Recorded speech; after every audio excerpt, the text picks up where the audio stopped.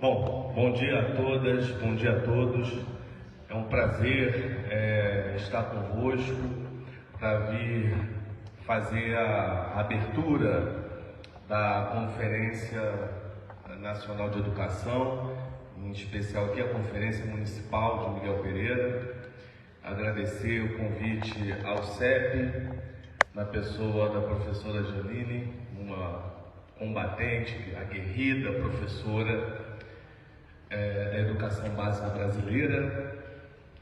Aproveitar as palavras de Rômulo e também manifestar aqui a minha consternação com a perda da professora, colega de trabalho, professora Marinalva, que dedicou a sua vida à luta por uma educação pública, gratuita, laica, de gestão democrática. Inicialmente,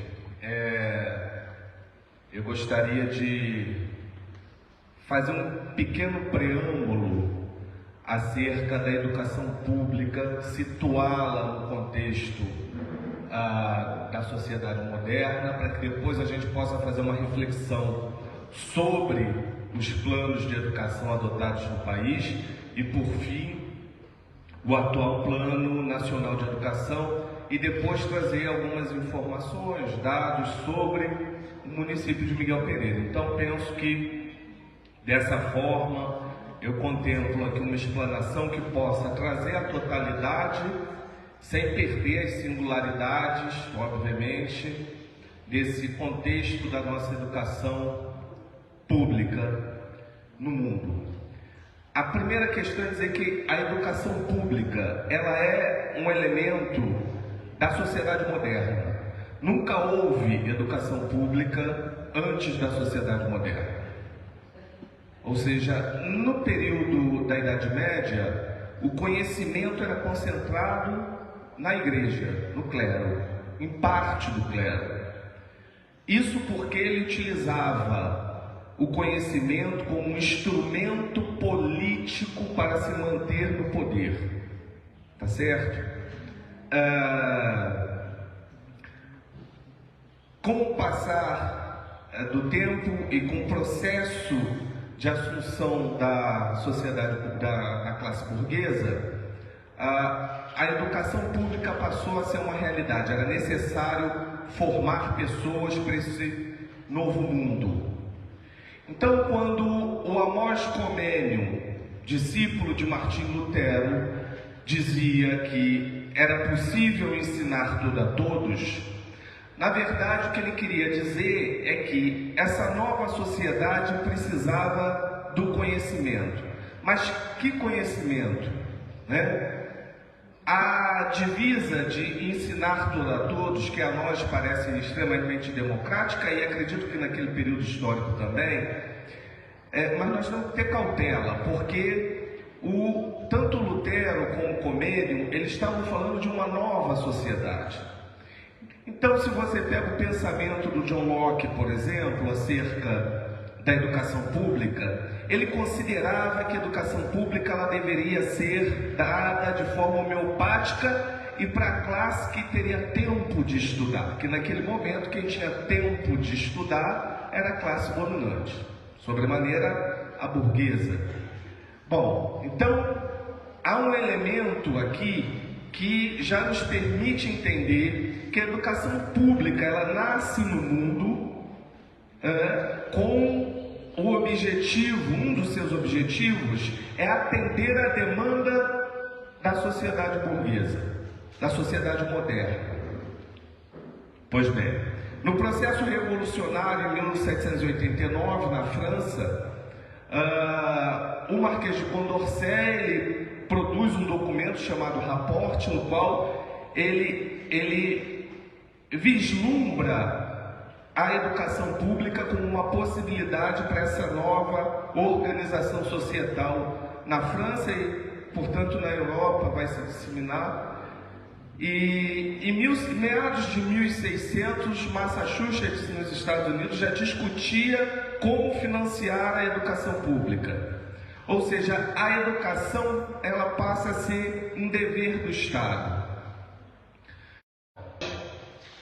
pensar a educação pública sob uma perspectiva dialética, sob uma perspectiva crítica, porque ela já nasce com o caráter de produzir conhecimento para todos, assim como a fábrica. Não obstante, a estrutura das nossas escolas é muito parecida com a de uma fábrica. Tem horário para entrar, tem horário para sair, um aluno atrás do outro, o conhecimento concentrado no professor, a lá pedagogia tradicional, e nós praticamos isso até hoje. Quase nada mudou, porque a escola pública ela tem servido muito bem para o projeto hegemônico da sociedade moderna e das classes que dominam. Mas cabe a nós fazer aquilo que Paulo Freire dizia, quer dizer, produzir uma educação emancipadora, permitir que nossas crianças e nossos adolescentes se situem como seres históricos e compreendam o processo histórico e seu dever histórico na sociedade. Marx dizia: o conhecimento não serve só para compreender o mundo, ele serve principalmente para transformar o mundo. Então, quando que o Brasil começa a fazer a educação pública? 1930, com o golpe do Vargas. Ou seja, lembre-se que eu falei que no século XVII, em meados de 1600, Massachusetts, nos Estados Unidos, a Europa também, entre outros países, já discutiam como o Estado iria financiar a educação pública. E nós só vamos começar a pensar a fazer isso em 1930. Getúlio Vargas, assim que assume, depois do golpe, ele cria o Ministério da Educação dos Negócios, o Ministério dos Negócios da Saúde e da Educação. Ele cria o Ministério naquele momento por quê? Porque devido à crise de 29 era necessário que houvesse uma reestruturação dos países periféricos. E o Brasil sai do modelo agroexportador para o modelo urbano-industrial. No modelo urbano-industrial eu preciso criar aquilo que Pierre Bourdieu chamava de hábitos do homem moderno, e eu precisava também de uma massa minimamente escolarizada. Daí, aproveitando esse ensejo, os pioneiros da educação nova lançaram um manifesto advogando a educação nova de John Dewey. Anísio Teixeira, que foi seu parceiro na escola de Chicago, traz esses princípios de educação nova e, junto com um grupo de liberais, tenta implantar essa educação em 1930. Vem aí, então, portanto, nasce na educação brasileira, foi a primeira vez na educação brasileira que se advogou um plano para a educação. Era necessário pensar a educação, mas também planejar a educação. Era a proposta de Fernando de Azevedo. Nós começamos a criar financiamento para a educação só em 1934, com a nossa terceira Constituição. Mas que logo, com o golpe do Estado Novo, essa Constituição, a Constituição polaca do Estado Novo, deixou a vinculação de recursos, recém-inaugurada na Constituição de 34, e nós ficamos um período sem financiar a educação. Naquele momento histórico, o Brasil tinha 80% da sua população analfabeta. Bom, o nosso primeiro Plano Nacional de Educação vem em 1961, quando Darcy Ribeiro é ministro da Educação, João Goulart. Então cria-se nosso primeiro plano, mas que encontrou diversos obstáculos, entre eles o vindouro golpe militar. O golpe militar que assolou o Brasil vinha ao encontro do interesse geopolítico, orquestrado sobremaneira pelo governo dos Estados Unidos. A Constituição de 67, também ortogada pelos ditadores, não falava de financiamento da educação. Nós tivemos ali um período da tecnocracia, das políticas neoliberais na educação pública do mundo. O primeiro país a implementar a educação neoliberal foi o Chile, do ditador Augusto Pinochet. E lá, desenfreadamente, o setor privado avançou, a tal ponto de ao assumir a gestão das escolas públicas, cobrar mensalidade e matrícula nas escolas públicas, criando uma rede paralela, extremamente lucrativa para o setor privado. Nós inauguramos a nossa redemocratização com a Constituição de 1988, que é conhecida por alguns como Constituição Cidadã, só no papel. Porque a década de 90, o final da década de 80 e 89, o consenso de Washington, os Estados Unidos determinava que a gente implementasse medidas econômicas que fossem ao encontro das políticas neoliberais. Com o governo de Fernando Henrique Cardoso, a gente assume esse compromisso. O Ministério de Administração e Reforma do Estado brasileiro destrói qualquer possibilidade da gente pensar numa educação pública gratuita, laica, de qualidade, de gestão democrática. Nós temos ali, em 1993, no governo de Itamar Franco, o nosso terceiro plano, o Plano Nacional de Educação para Todos, inspirado na Conferência Mundial de Educação para Todos, que ocorreu em Jundiaí, na Tailândia, em 1990, que determinava o alinhamento da política mundial aos ditames da política neoliberal. O plano também naufragou. Foram construídos alguns CIAPs, quem se lembra, né? Uma cópia dos CIEPs, foi construído pelo presidente Collor e depois continuado pelo governo de Itamar Franco. E aí vem o nosso primeiro Plano Nacional de Educação, instituído por lei, a Lei 10.172, que houve uma mobilização do Fórum Nacional de Educação, dos Conselhos Estaduais de Educação, dos Conselhos Municipais de Educação, dos sindicatos, universidades, enfim, e constituiu-se então um projeto que foi enviado à Câmara e que sofreu diversas derrotas, foi amalgamado com o plano tecnocrático do governo federal e gerou a Lei 10.172.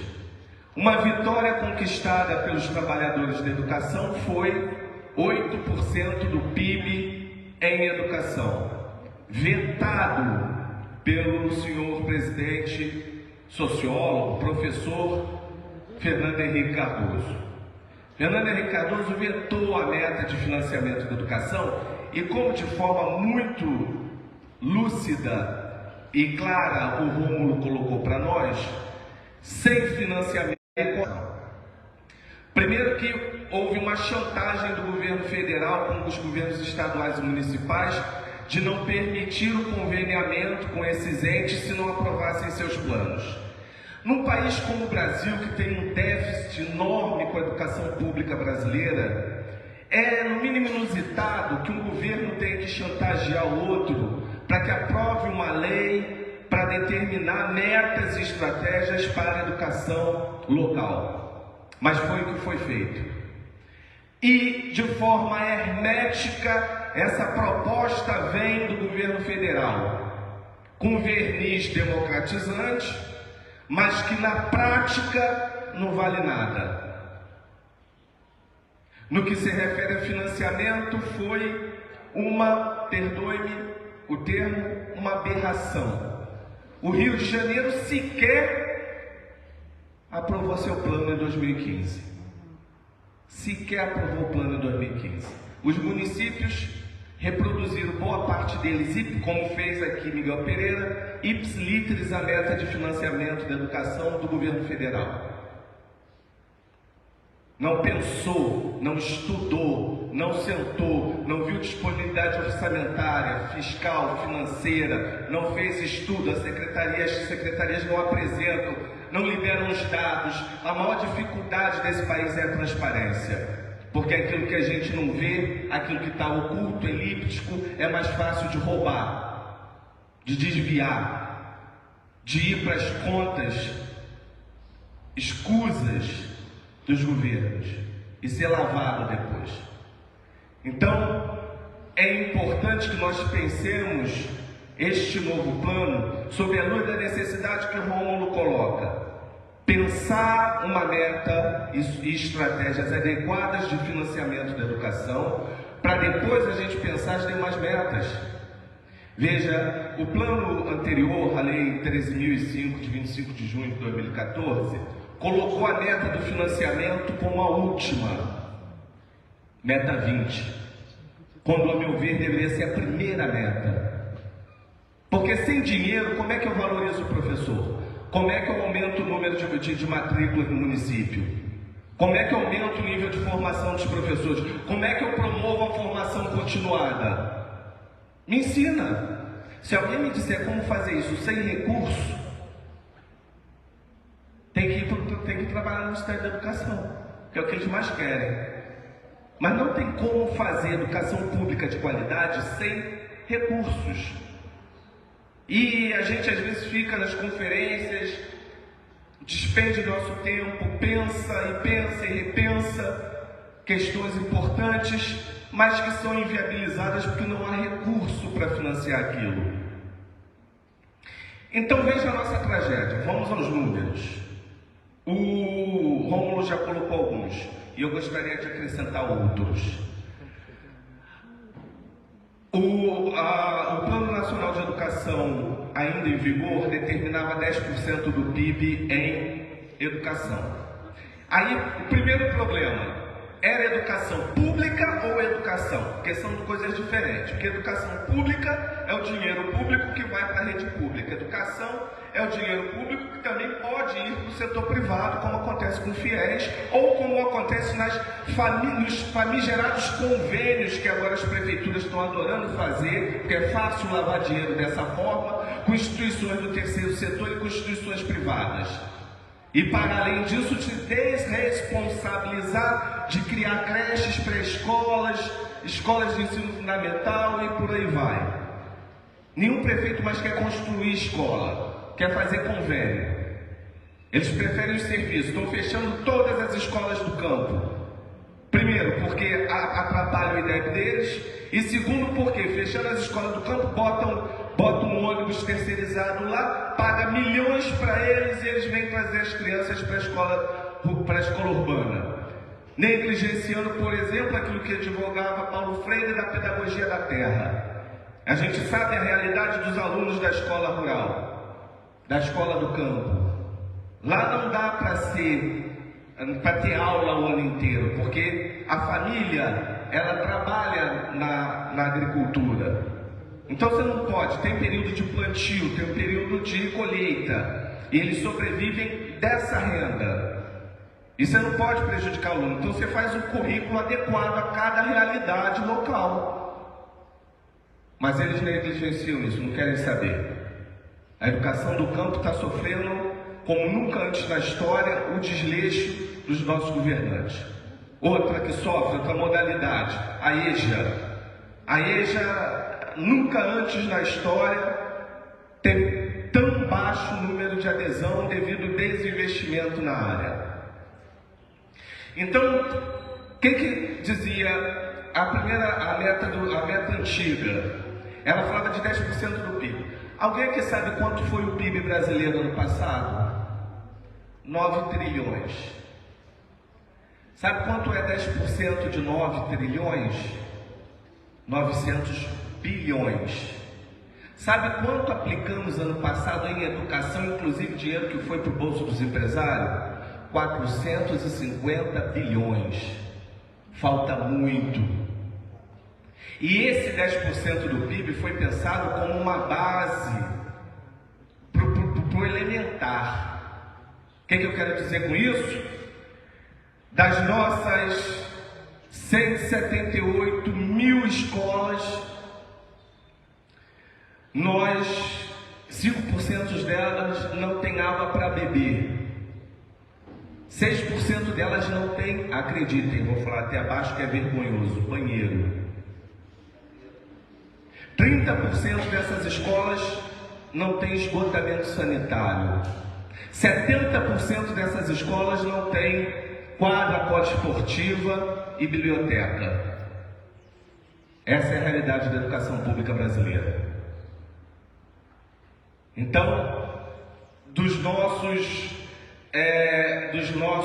47 milhões de alunos, 38 milhões de alunos da escola pública boa parte deles passam por um descaso do poder público.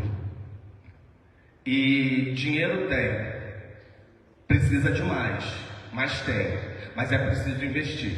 Um exemplo do desinvestimento e da falta de preparo dos nossos governantes foi a pandemia. E aí eu aproveito para divulgar o meu livro, Financiamento da Educação na Pandemia. Este livro, a capa foi desenhada pelo cartunista Quinho, meu amigo mineiro Quinho. É um rato com uma máscara, e que me perdoem os ratos, mas os prefeitos, os governantes agiram da mesma forma na pandemia. O que o rato faz? Quando ele está com fome, à noite ele aparece na sua cozinha, vai mexer nas suas panelas, vai mexer pela casa. Dificilmente ele faz isso à luz do dia, para não ser pego. Foi o que os prefeitos fizeram. Na maior pandemia do século, eles desviaram os 92, sem exceção, mais de 970 milhões de reais. E eu provei cada centavo nesse livro. Miguel Pereira, algo em torno de 1.600.000 reais. Que deixou de ir, e vocês sabem, eu acredito que boa parte de vocês são professores e professoras, vocês sabem o quanto vocês sofreram na pandemia, tendo que aumentar a internet na casa de vocês, comprar mobiliário, comprar computador, comprar notebook, comprar tablet e tudo mais, para poder dar a tal das aulas remotas. Porque 98% das escolas municipais aderiram às atividades não presenciais.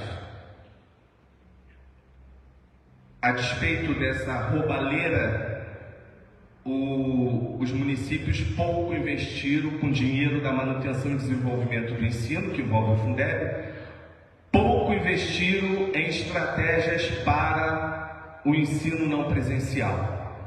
Miguel Pereira foi um deles. Só gastou 30 mil reais em folha, em resma de folha.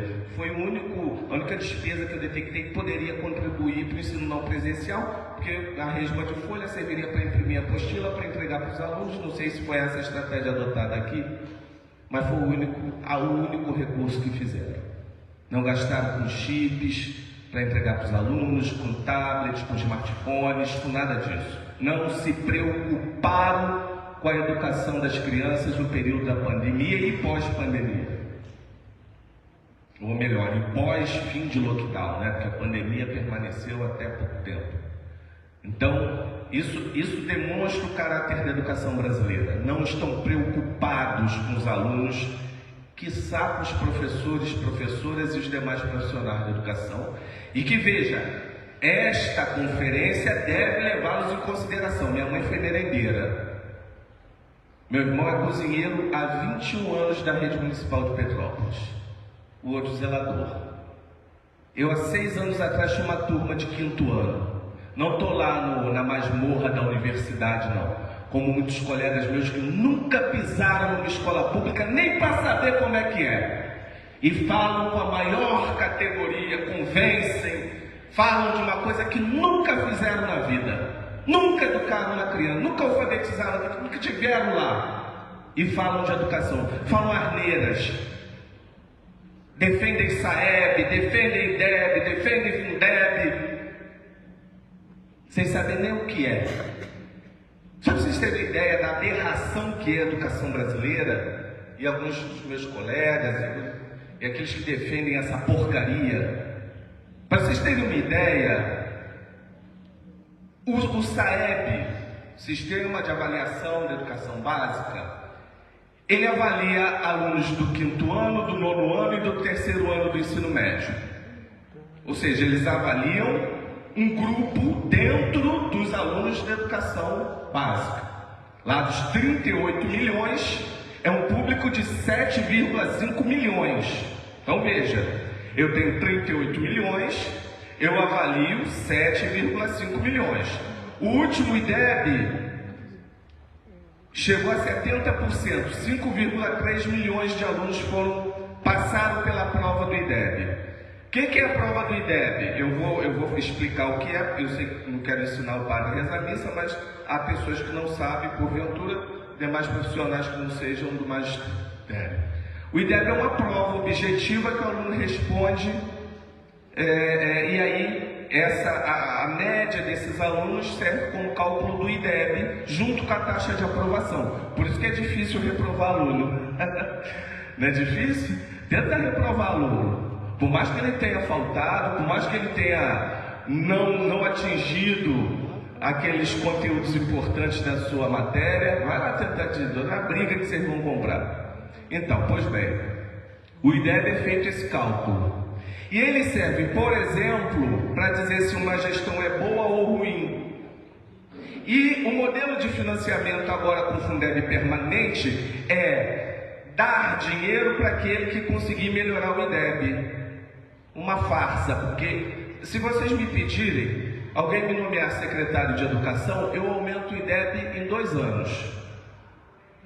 Fácil. Como? Fraude. Foi o que o Wilson Risolia fez no governo do estado do Rio de Janeiro. Ele pegou a secretaria lá em 2015 em 26º lugar no ranking do IDEB, e quando saiu em 2019, o estado do Rio estava em 5º lugar. Como ele fez isso? Fechando escola, municipalizando, precarizando e comprando pacote da Fundação Roberto Marinho, que ele foi trabalhar lá agora, ganhando milhares de reais. Assim se aumenta a ideia. Então veja, o que eu quero deixar claro aqui é que a gente, neste momento, nós precisamos pensar uma política de educação que vá de encontro, que se choque com o que está sendo praticado atualmente. Não é um exercício fácil. Sobremaneira porque, através do próprio processo do capitalismo, há uma tendência muito forte de, através do fundo público, abastecer o lucro de empresários. E nessa lógica, aumentar servidor é algo extremamente ruim. E eu vou explicar o porquê. Suponhamos que a gente tenha uma rede cuja folha de pagamento seja R$1 milhão e o prefeito prometa 10% de aumento para cobrir a inflação e mais um aumento. 10% de R$1 milhão é R$100 mil. Quando ele está construindo a lei orçamentária anual, ele vai pensar: poxa, eu posso pegar esses R$100 mil e colocar numa licitação de serviços na qual eu posso receber uma propina correspondente a tantos por cento. Então ele prefere colocar aquele dinheiro que ele iria reajustar os servidores num contrato de serviço do que reajustar os servidores. Porque o servidor público, ele não faz rachadinha. Fala-se tanto em cumprimento da LRF, o índice da LRF, o índice da LRF. A LRF é uma lei complementar. O pagamento do plano, o cumprimento do plano e o pagamento do piso está na Constituição. Então, manda embora os cargos comissionados. Janine coloca uma questão aqui central: quanto se gasta com cargos comissionados, o valor do vencimento da remuneração desses cargos. Eu acho que os profissionais têm que ganhar bem, eu não sou contra, não tem que ganhar um salário de miséria não, mas e o princípio da isonomia? Todos têm que ganhar bem. Não são só 13 professores que devem receber o PSPN, não, são todos, porque a lei é federal. A lei não diz, eu não li isso na lei, o gestor que leu, por favor, me informe. Eu não li na lei que o reajuste tem que ser apenas para aqueles que estão abaixo do piso. Isso foi uma artimanha desse senhor que está hoje no governo do estado, que criou essa anomalia. E o cara tem 6,5 bilhões da educação num fundo e não quer valorizar os profissionais da educação e do magistério especial. Então veja, o que é a Lei 11.738, que foi uma luta histórica dos trabalhadores, tá certo? Ela foi uma luta histórica, aprovada em 2008. O que ela diz? Que há um piso mínimo, que há uma database em janeiro e que 1/3 da carga horária o professor não pode estar em atividade direta com o aluno, por motivos óbvios. O tempo que a gente despende corrigindo prova, corrigindo trabalho, corrigindo caderno, fazendo plano de aula, isso é trabalho? Não é trabalho, é trabalho, então tem que ser remunerado. Ou só vai contar? É a mesma coisa que você pagar um atleta que corre só a corrida.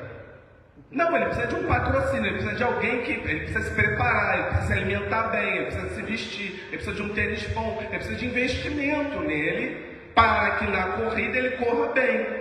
O mesmo ocorre com a nossa classe de trabalhadores. Nós precisamos ter tempo para planejar uma boa aula, e para estudar, e para se informar, e para comprar um livro, tá certo? Ir para a faculdade. Então não é só dar aula. É todo um conjunto. Então a Lei 11.738 acertadamente pensou nessa questão. 1/3 eu ainda acho pouco, mas foi o que conquistou. Ok, os governos não querem cumprir. Vem com as mais malfadadas histórias. Ah, mas já tem hora do recreio. Ah, mas não sei o quê. Mas inventam cada coisa absurda para não cumprir. E o piso?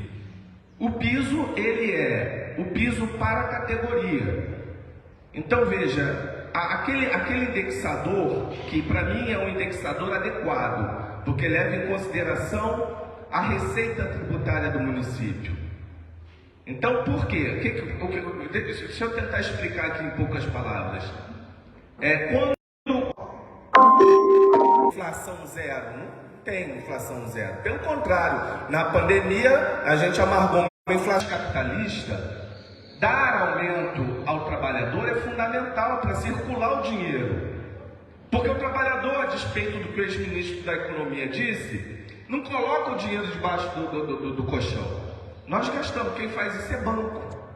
O banco que pega o nosso dinheiro e fica especulando por aí. Tá certo? Então veja, nós temos um problema também, claro, que atravessa a discussão das conferências, que é um sistema tributário altamente regressivo. Isso significa o quê? 65% dos tributos incidem sobre bens e serviços.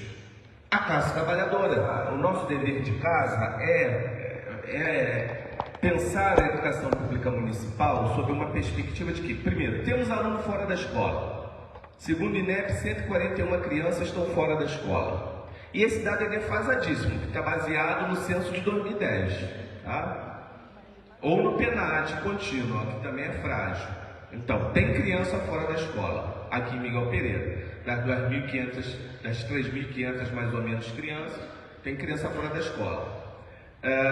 Das 33 escolas, a maior parte das escolas não tem quadra poliesportiva coberta, não tem biblioteca, né? Boa parte não tem até esgotamento sanitário. Então é necessário que o plano municipal de educação ele vá ao encontro dessas necessidades, para pensar o que? O financiamento. Então quanto eu preciso? E o que eu tenho orientado é que a meta de financiamento, ela diz o seguinte: no prazo de 1 ano, alterar a lei orgânica municipal no percentual mínimo para manutenção e desenvolvimento de ensino de 25% para 30%. É uma boa meta. Claro que precisa fazer um estudo orçamentário, precisa fazer. Mas, por exemplo, o município de Miguel Pereira já quase pratica isso, porque aplica 26, aplica 28, aplica por aí. Claro, boa parte desse dinheiro aplica indevidamente, como eu mostrei aqui no livro. Merenda não pode gastar com dinheiro da manutenção e desenvolvimento do ensino. Tem o dinheiro do salário da educação. E uma estratégia para essa meta é justamente as novas receitas. Qual a nova receita que surgiu em 2018 para os municípios fluminenses? Pré-sal. Dos 2 milhões que a prefeitura recebeu em 2021, aplicou 300 mil em educação. 15%, quando a lei diz 75%, descumpriu descaradamente e sob os olhos do Tribunal de Contas. Que nada a ver também, se nosso Tribunal de Contas, 5 conselheiros foram presos. Conselheiro de Contas é o brasão, só para vocês terem ideia do que é aquilo. Tá certo? Então, a Lei 12.858, que determina que 75% da receita do pré-sal sejam aplicadas na educação, com prioridade, diz a lei, para a remuneração dos profissionais do magistério. Tá? Então, aquele prefeito ou prefeita ou governante que está dizendo que não tem dinheiro, é mentira. Eu falei isso quando eu fui dar uma palestra lá no CEP de Angra. Eu me comprometi, eu falei, olha, a rede municipal ou estadual, cujo governante disser que não tem dinheiro, me procure e eu vou fazer um estudo provando que tem. Fiz para o estado do Rio, provei que tem 6,5 milhões de reais que eles sumiram com o dinheiro da educação, e Niterói. As 2 prefeituras que me pediram. E quem me pediu eu faço. Um relatório técnico, com todos os dados. Porque tem receita. A receita do pré-sal é para ser aplicada na educação, com prioridade para a educação em tempo integral e para a valorização dos profissionais do magistério. Tá certo? Então, é preciso que a gente olhe para essas lacunas para pensar o nosso plano municipal, para contemplar essas 100 e poucas crianças que estão fora da escola. E mais, não adianta eu construir parques, shoppings, isso e aquilo, e não fazer o dever de casa, e não melhorar minhas escolas, meus hospitais, meus postos de saúde. É claro que para a mídia, quando você constrói um trem, bota um trem para frente, é mais mídia do que você ir lá e botar um bebedouro numa escola, do que você equipar a escola, é óbvio. Mas nós não podemos pensar a educação pública sob essa perspectiva da espetacularização política. As escolas precisam receber infraestrutura.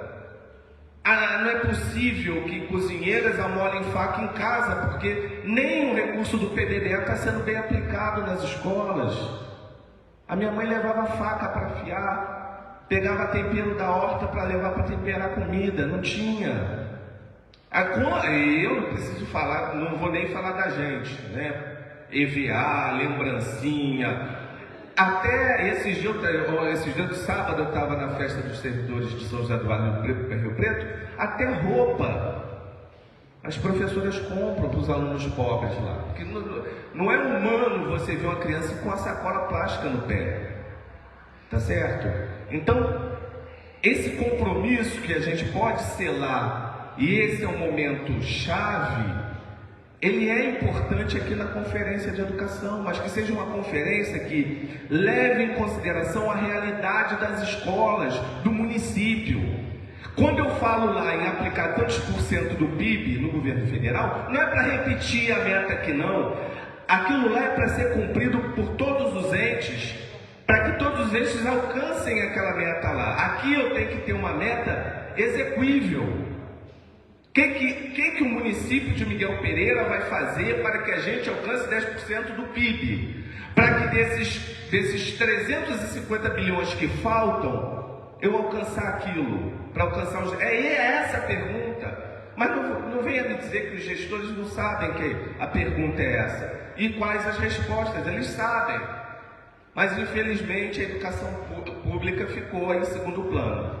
Por meio do projeto de mercadorização, de capitalização da educação pública, e segundo, por uma política fiscal alucinada imposta pelos governos que dominam geopoliticamente o mundo.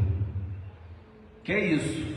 Ou vocês acham quem está financiando aquela guerra? Porque todo mundo fica assustado quando bomba cai dentro de hospital, mas não para refletir que o dinheiro que está abastecendo aquela guerra lá é nosso. Porque os juros que estão sendo... Vocês sabem quanto o governo brasileiro gastou no passado com juros e amortização da dívida?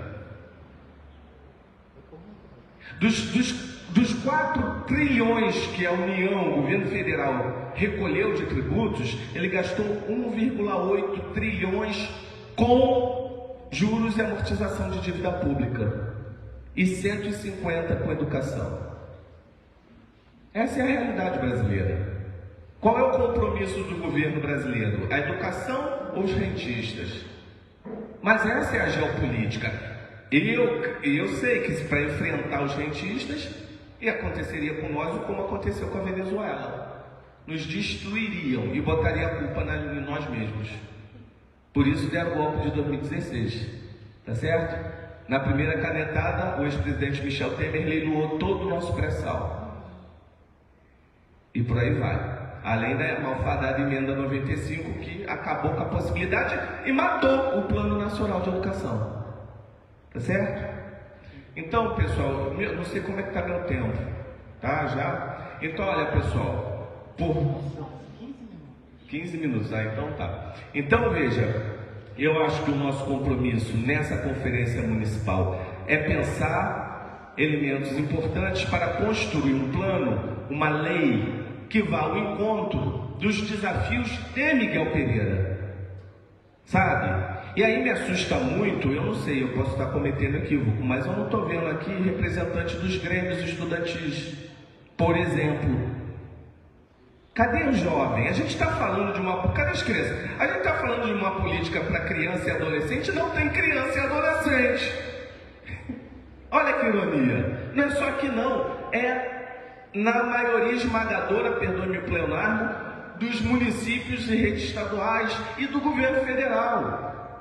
É como se nós tivéssemos todas as respostas na cabeça para a educação pública, sem ouvir a garotada, sem ouvir os grêmios. Aliás, os grêmios e os conselhos escolares estão destruídos, sequer existem.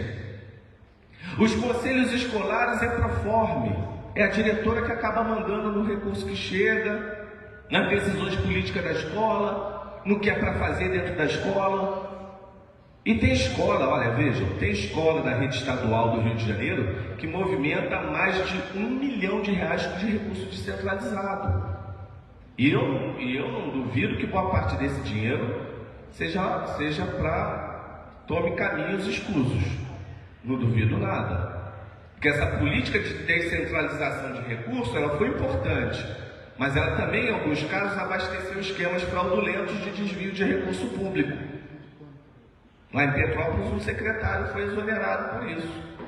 Dava lá 20 mil por mês a uma diretora, e a diretora devolvia lá através de contratos, fantasmas e mais lá sabe o quê. Então, veja, a gente tem que ter o compromisso de... que a equipe da Secretaria de Educação, junto com a Secretaria de Fazenda, faça uma projeção do orçamento no município, para que veja a viabilidade de aumentar o percentual mínimo. 25% é muito pouco, tá certo? É preciso aumentar. Se tem criança fora da escola, está faltando escola, ou está faltando infraestrutura para receber essas crianças, ou está faltando uma política que vá ao encontro de buscar essa criança, né? Se tem escola, 70% das escolas não tem quadra poliesportiva, onde os professores de educação física estão dando aula? É uma pergunta que eu me faço. No pátio apertado? Na rua? Numa quadra emprestada? Não tem jogos esportivos? Não se incentiva mais o esporte.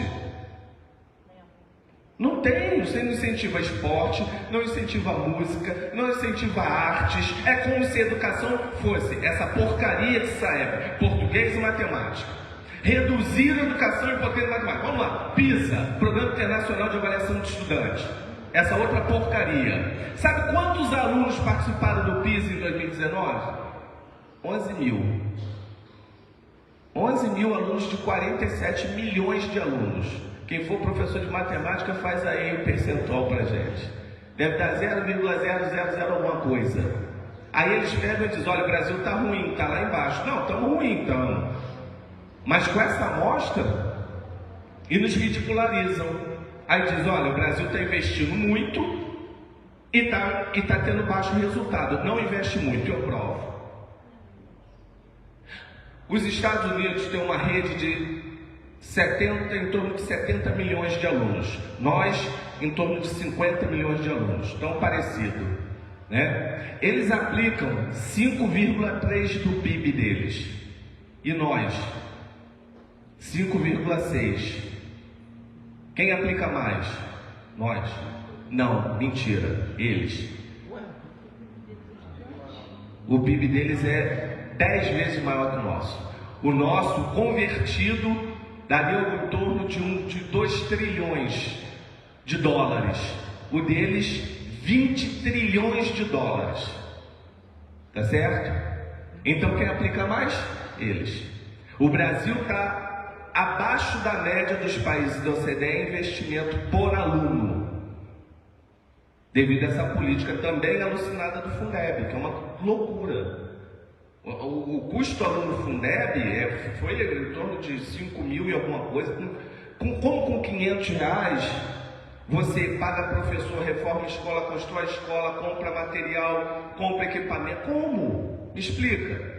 Quanto é a mensalidade de uma escola bambambam por aí, que tenha tudo isso, piscina, aula de música, de artes, de tudo? Uns 2 mil reais por aí? 2, 3 mil, até mais.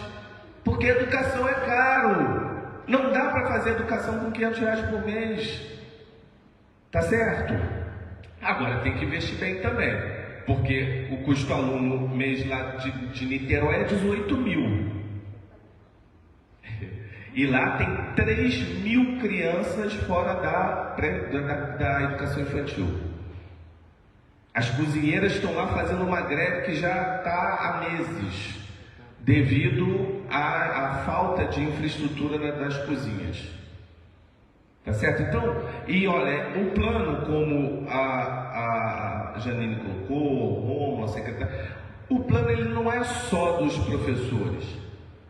O plano é para todos os profissionais da educação. Não é admissível que eu trabalhe numa escola, que ao lado eu tenho auxiliar de serviços gerais terceirizado ganhando menos de um salário mínimo. É desumano.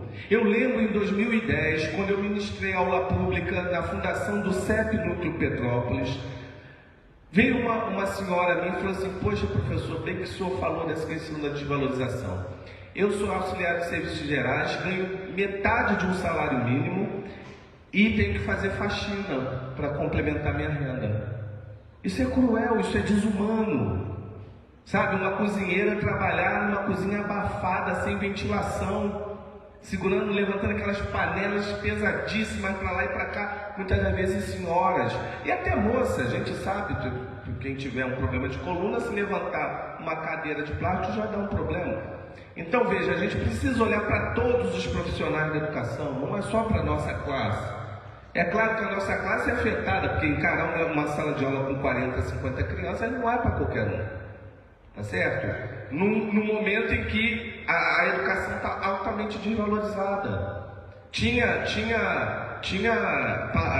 políticos comparando a bandido, o outro dizendo que, enfim, as mais altas bizarrices falando-se da educação e dos professores. Então, eu acho que nós temos uma obrigação. A nossa obrigação é qual? Olhar a realidade do município de Miguel Pereira, olhar para cá, para dentro, olhar para as nossas fragilidades. Quantas escolas, o que tem, o que não tem, o que precisa, fazer um cálculo de custo-aluno. Daqui, a Universidade Federal do Paraná tem, inclusive, mecanismos tecnológicos para fazer cálculo de custo-aluno, porque eles tinham feito para o tal do custo-aluno qualidade inicial, que não saiu do papel, que também está lá no Plano Nacional de Educação. Então, quanto custaria para um aluno de Miguel Pereira estudar numa escola que tenha televisão, tenha biblioteca, quadra poliesportiva, tenha sala de informática e um professor bem valorizado? Quanto? Custa X. Isso impacta quanto no orçamento? Y. Então, eu preciso disso aqui. Eu preciso assegurar esse valor. É assim que se faz educação pública de qualidade. E que perpassa também pela gestão democrática. Eu preciso conversar com os atores. Eu queria ver aqui cheio de adolescentes, de grupos estudantis, de representantes de grêmio, que estivesse aqui ao meu lado sentando, ou quiçá até no meu lugar, dando uma palestra de abertura de uma conferência municipal de educação. Tá certo? Então é importante que a gente cumpra o nosso dever de casa. que a gente encara o nosso dever histórico. Nós temos que fazer isso. E isso vai demandar de nós o quê? Enfrentar o sistema. Mas quem disse que o sistema está certo? Porque o sistema até agora não apresentou uma solução. Para finalizar, 85% das metas e estratégias da Lei 13.005, que institui o Plano Nacional de Educação, que perde a vigência daqui a alguns meses, não foram cumpridas. Essa é a nossa vergonha. E eu creio que muitas metas e estratégias de estados, planos estaduais e municipais também não foram cumpridas. Esse é o nosso dever histórico, é o nosso dever de casa, é o nosso compromisso com o futuro do nosso país. É assumir essa responsabilidade, encará-la e pensá-la da melhor maneira possível. Muito obrigado a todas e todos e que tenhamos uma ótima discussão acerca da nossa Conferência Nacional de Educação.